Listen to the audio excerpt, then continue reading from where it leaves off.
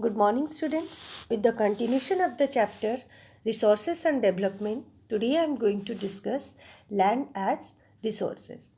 The most important natural resource upon which all human activity is based since time immemorial is land. It is our basic resource. Through history, we have drawn most of our sustenance and much of our food, clothing, and shelter from the land. Land is an important natural resource because it supports every form of life and human activities. It is a resource of utmost importance. We live on land, we perform our economic activities on land, and we use it in different ways.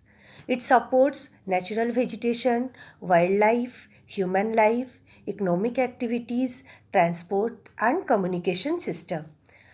Land is limited, so it needs to be used with care and concern. It is important to use the available land for various purposes with careful planning. India has India has land under a variety of relief features. It comprises 43% of plain land area which provide facilities for agriculture and industry. 30% mountain region is rich in water resources and site for tourism and ecological aspects. And 27% of plateau regions is rich source of mineral, fossil fuels and forest. The use of land is determined by the following factor. First is the physical factor. These include climate, soil type and topography. So, and human factors, these include population density, cultural traditions, technological capability, etc. In India, land resources are used for the following purpose. The forest is comprises of 22.57%. The land not available for cultivation is categorized as two types. One is barren and wasteland, which comprises of 6.29%, and land put to non-agricultural uses, example buildings, roads, factories, etc., is comprises 7.92%. Other than uncultivated land, permanent pastures and grazing land comprises 3.45%, and land under miscellaneous tree crops and groves not included in net shown area comprises 1.110%. Then cultivable wasteland, which is uncultivated for more than 5 agricultural years, is comprises 4.41%. Then the fallow land. Fallow land means land left uncultivated for one or more agricultural season to regain its fertility. That is categorized as two types.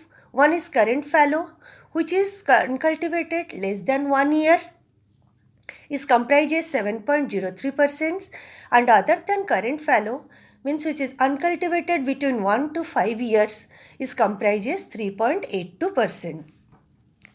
Then the net shown area. Net shown area means area sown once in an agricultural year is comprises 43.41%. Then total topographical area in India is 3.28 million square kilometer. In India, land use data is available for only 93% of total area because land use reporting of northeastern state except Assam and some part of Jammu and Kashmir has not been surveyed. Between 1960 to 61 and 2008 to 9, major changes took place in land use pattern. First, area under forest is far less than 33%, which is necessary for maintenance of ecological balance as per the National Forest Policy 1952. Second, the land under permanent pasture is very low and still decreasing. Third, most of the other than current fallows are of poor quality or cost of such cultivation is very high. So these lands are cultivated once or twice in about 2 or 3 years, and if these are included in the net shown area, the net shown area will be 54%. The pattern of net zone areas varies greatly between different states. It is over 80% in Punjab and Haryana due to intensive agricultural facilities, and it is less than 10% in Arunachal Pradesh, Manipur, Mizoram, and Andaman and Nicobar Island. Human activities have degraded lands and also increased the pace of damage to lands caused by natural forces. Wastelands are degraded lands and they include rocky, barren, arid and desert areas. Currently, India has about 130 million hectares of wasteland. It comprises 28% of forest degraded area, 56% is water eroded, 10% is wind eroded, and rest 6% is affected by saline and alkaline deposit. Forest degraded means area is permanently diminished by some factor or by a combination of factor. When the factor like agriculture, mining, urbanization and due to other land uses replace the forest. And water eroded means removal of soil material by water. Wind eroded natural forces that move soil from one location to another by wind power. Saline and alkaline deposits, soils that have been harmed by soluble salt. So there are different causes of land degradation.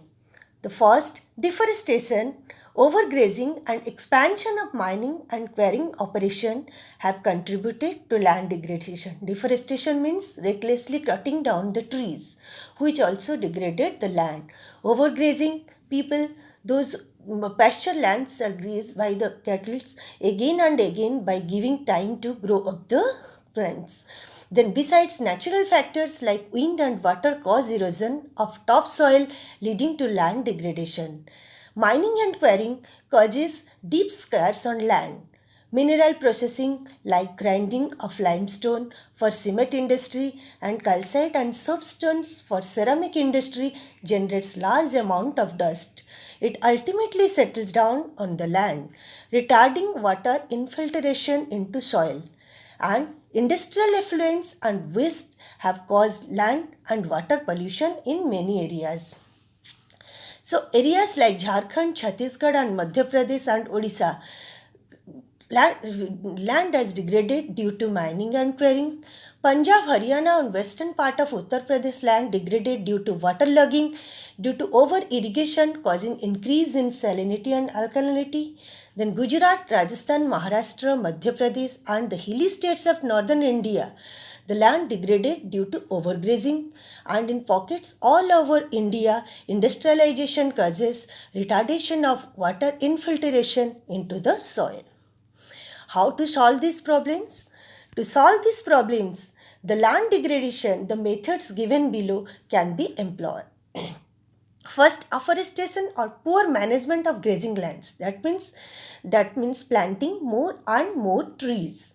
Then discharge and disposal of industrial waste after treatment, which can give a stop to the land degradation. Then control over mining activities. Then planting of shelter belts of trees in arid areas. Then control on overgrazing. Then stabilization of sand dunes and by growing thorny bushes and managing wasteland. If we follow these things, the methods that give the above methods, we can go for stop the land degradation. That's all for today's video. We'll meet you in the next video. Thank you and have a great day ahead.